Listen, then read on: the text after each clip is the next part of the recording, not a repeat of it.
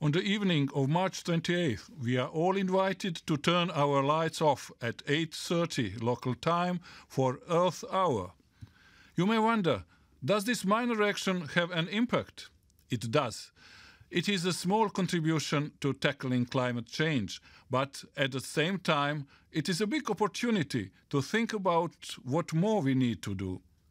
A harsh truth about climate change is that it will hit developing countries the hardest.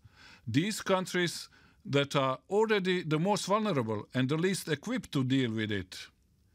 I would like to invite you, as you turn your lights off this year, to think of all those people who don't have electricity, who don't have access to the most basic services, who don't have access to enough land to ensure a decent living for their families. Climate change is making their lives even more difficult and is constraining sustainable development. This is why we, through the European Union's development cooperation, support the poorest countries in adopting sustainable, low-carbon development paths and help the most vulnerable people and communities adapt to climate change. We have decided to devote 20% of the overall EU budget for 2014-2020 to climate action. Only in the field of external action and development cooperation, this will amount to 14 billion euros. It shows how determined we are to change climate change. 2015 is an emblematic year.